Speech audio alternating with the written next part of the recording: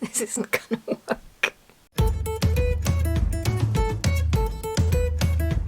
Well, hello. Today was going to be another chatty video in the office, in the armchair. I was going to be talking about marketing tips for handmade sellers. I still am, but it's chaos here at the moment. I can't film in the office because currently the sun is shining right in my face whenever I sit down in the armchair, so that's not happening. So we're here in the kitchen because I need a coffee, and we are, as I say, going to be chatting about marketing tips for handmade sellers, but I'm going to be doing stuff at the same time because, like I said, it's chaos. We're going to start in here because, as I say, I need coffee, and then we're going to just sort of like move back into the office. We'll do some bits, we'll do some chatting, we'll move back in here because I need to paint up some fabric, and we might even end up outside if it's nice. We shall see, but let's crack on. But you know how that saying goes, but first, coffee. To the kettle. Okay, so according to my notes, my first tip of the day is imagine Etsy as a cart for hire. Okay, humour me. Years ago I did a video where I explained that I use the platform pretending that there was no organic traffic whatsoever. Didn't get any footfall, there were no buyers on the platform, it was literally just somewhere that you could use as I say, a cart for hire, and I had to drive all of my own traffic. That's how I imagined it, because I figured that if I was doing that, the Etsy algorithm would do its thing and I'd get organic sales in as well, but I didn't want to rely on them. That attitude has worked well for me over the years, and I think more and more people have found that to be the case as well on that platform. Don't get me wrong, it's still a great place for sales, even ones that you don't try and bring in yourself. But as with a lot of platforms, people forget that the algorithm is following buyer behavior, and then they're hell-bent on following the algorithm, which means you're 2 steps behind your buyer. So if you're focusing on the buyers first and the algorithm second, it kind of puts you on par with the algorithm anyway, which seems counterintuitive, but that's the way most algorithms work on any platform. And I know I've said this elsewhere as well, but it's worth stating here. But I like to just imagine that Etsy is terrible for organic traffic, sales, the lot, and I have to do all of the work, because that means that I'm doing what needs to be done to also end up generating the organic stuff. Does that make sense? I know it does. I'm just tired. So the tip, I guess, is to ask yourself, if that were the case, if the only traffic you got on Etsy was the traffic that you sent yourself and the only sales that you got were ones that came from that traffic, how would you get people to your Etsy website? I'm using Etsy as an example here because not everybody has a website or any other platform. They use Etsy as their cart for hire. So how would you go about doing that? What would be the thing or the things that you would do to try and drive traffic? For me, it's a mix of YouTube, Instagram, and my email list. And I think that's it. I'm playing with Pinterest at the moment. I say that. I'm doing a very bad job of it, although I have started noticing some hits on my website from Pinterest. So yeah, just saying, it's in the mix. But in the spirit of trying to keep this video down a little bit, because last week's was insane, the tip in a nutshell is to try and think how you would drive your own traffic to the site that you use to sell on if there were no organic sales, no organic traffic on it whatsoever. And maybe lean into at least one of those. I know it's a very generic, boring tip, but it's actually one of the best ones and one of the ones that people ignore the most. So, I don't know. Right, I'm not enjoying filming in here and I want to get on to my next tip, but I'm going to move you back into the office because we're going to be cutting some fabric at the same time as chatting. That's right, I can multitask. Here we are in my happy place. If the beginning of this video felt a little bit frantic, all over the place, it's because I don't like filming in there. It's the light, it's the sound, and also because I just know that I could be interrupted at any moment. Whereas in here, I feel like I can relax a little bit more. So what I'm going to do in a second, I'm going to be cutting out some fabric pieces because I'm going to be making another crossbody bag. I haven't even finished the last one. Oh, which I was stitching up in the last video, and let's get the fluff off of it. That's what it came out like. To say that I am in love with this would be a understatement. And I'm so happy because this is mine. It's not for the shop, it's for me. Which is why it's so green and forest core-ish and the rest of it, because that is my vibe. Anyway, I can't finish that one because I had to buy a brown zip because I have so many zips. Lots of zips, all different colours, but no brown. And of course, the moment I realised I didn't have any brown, then it had to be brown. It couldn't be any other colour. So there we go. I'm awaiting my zip, which means there is space left on my table and in my brain. So I had to fill it. I'm going to make a sunset bag influenced by this. That was a sort of hand-painted... Right, I'm going to show you something that I haven't cracked out in a little while. This is another personal project of mine. It's like a little fabric journal that I keep all of my miscellaneous stuff in. And there we go. That's what that photograph was. It was my word of the year, which was light. And I think I felt the very opposite of light that entire year. So I haven't made a word of the year since because it just seems to tempt fate. My word of the year for this year just would be, ah! How do you spell that? Anyway, that's what this is going to be based on, and I need to cut some more fabric because I am going to be painting up the fabric later on. Also, if you watched to the very end of last week's video, and it was a long one, so I'll understand if you didn't, but if you did, you will have seen that the white fabric that I picked out for the mushroom spots at the start of the video turned out to be my glow-in-the-dark fabric. So my mushroom spots are now all glow-in-the-dark, and if I can, I will try and put a photograph of that here now for you. I hope you all appreciate this because I'm currently in the cupboard under our stairs filming this, but it's worth it. Watch this. That's so cool. I mean, I quite like it, I'm not gonna lie. But yeah, that was a happy mistake. So let's cut up some fabric and we will get on to the next marketing tip, which I didn't finish the first marketing tip. I was going to be talking about how video content is really good if you want to drive traffic and stuff to any platform. I know that not everybody likes video content. I come up against that whenever I mention it. So I just want to say that I do, for anybody who's like, video, no. I understand. If it's not for you, it's not for you. And that is more than fair enough. But for those of you who are up for it and interested, it's very good for helping drive traffic. I mean, you're watching this video, aren't you? I don't know why you're watching this video, but you are. Ah, yes! Lean into social proof. Make a collage of customer photos. Now, I put this down because I need to do this. This is something that I need to lean into myself really badly. Not just on Etsy, but on my website as well. I've got a good history of positive feedback on Etsy.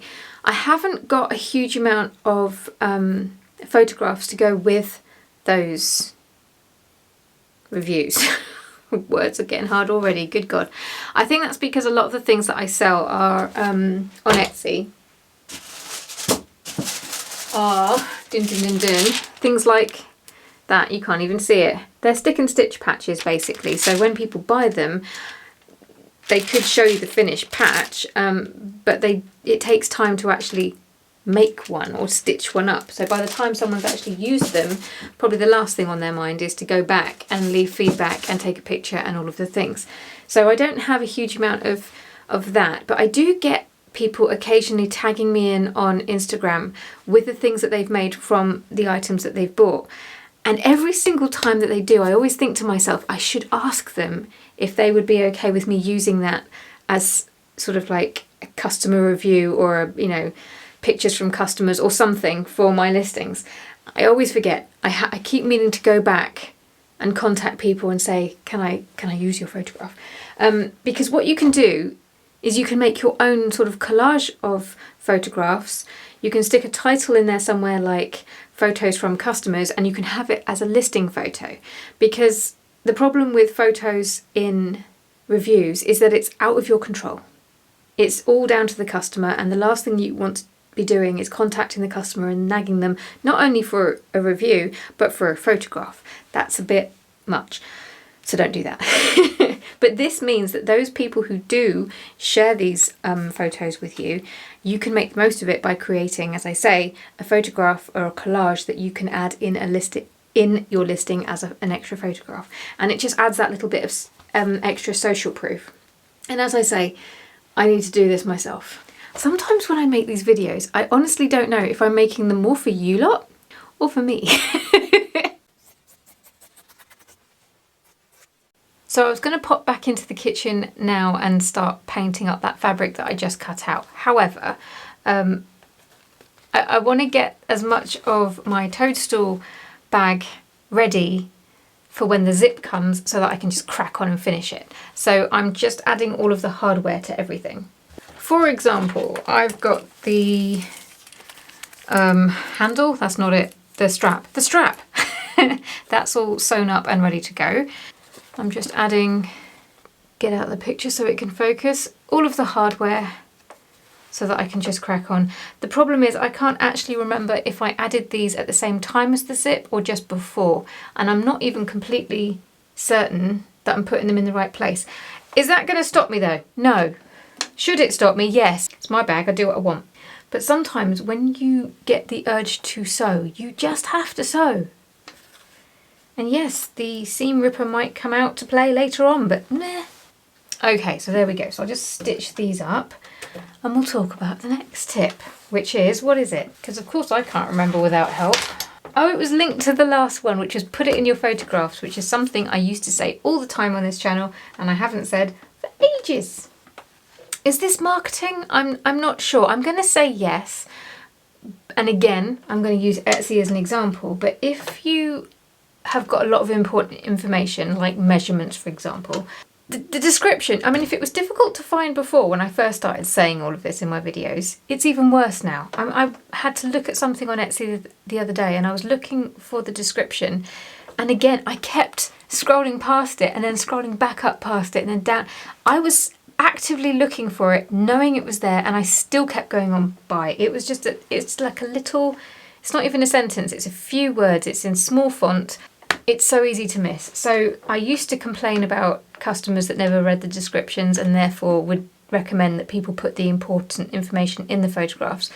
But now I don't blame the customers at all. I blame Etsy because they're hiding that bloody thing. So it's not just good business or a nice to have. It could really make the difference between a customer browsing your shop, looking at your thing and actually purchasing it, because what you're doing by giving them all of the information up front is that you're removing that friction and making it easier for them to make a decision, which they will do without even realizing it. So anything that you can do to help them make that decision is a good thing.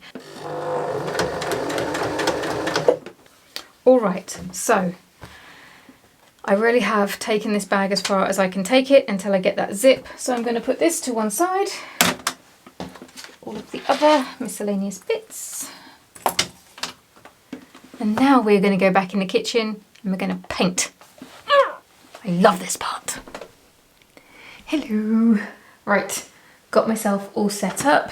I've got my reference image, which is mine, don't worry. I'm not stealing nout.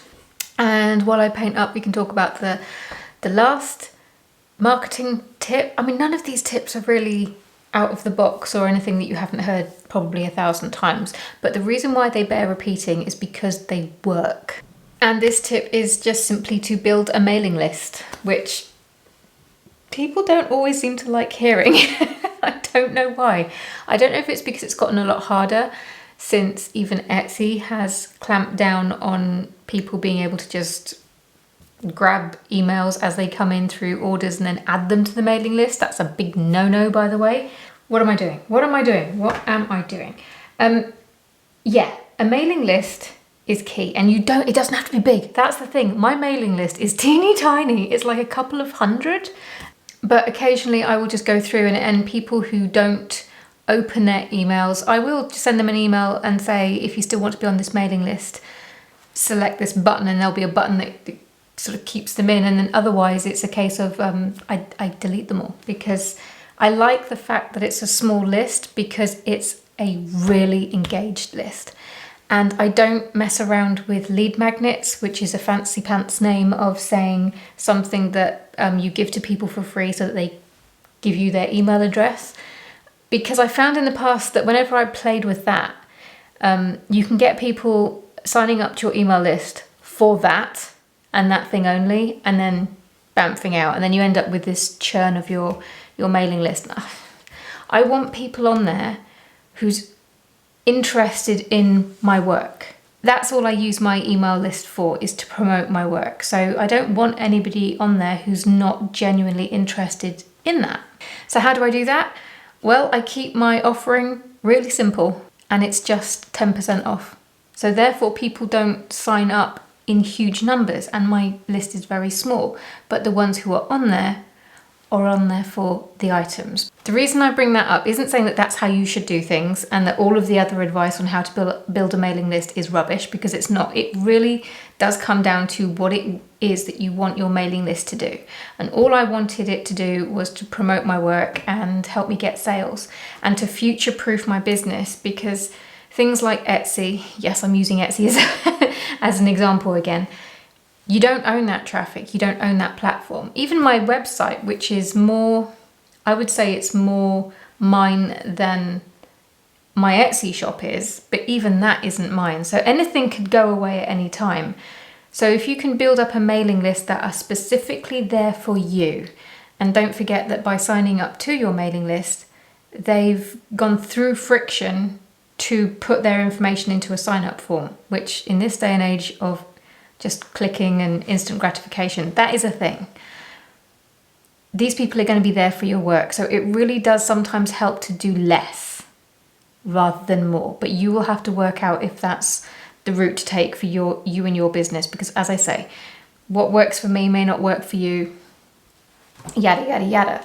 So I couldn't do a video about how to market your handmade business without including a mailing list, because I know that there are still so many people who don't have one, either because they're intimidated by it or because they think it's a fuddy-duddy way of marketing your business that you don't really have to worry about. And it is an oldie, but it's a goodie. It stood the test of time, and that counts for something. That's what you got to think about. If you only use one platform or even two, you have to think about what would happen if they were taken away, what would be left. And often that's your mailing list. And the other reason why I put it on this list is because I need to give mine some TLC, because I think it would be really beneficial to my own business if I did. So future Kim, if you end up watching this, have you done that yet? I bet you haven't. I'm a bugger for taking my own advice. Let's paint. But you know what? You don't need to see me do all of this, and it will probably be quicker, no offense, if I turn you off and we come back when I'm done. So I'll see you then.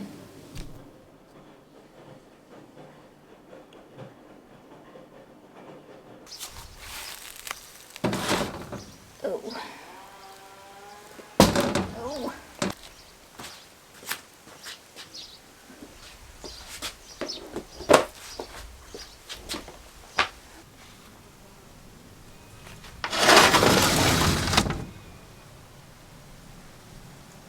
I told you we might finish outside.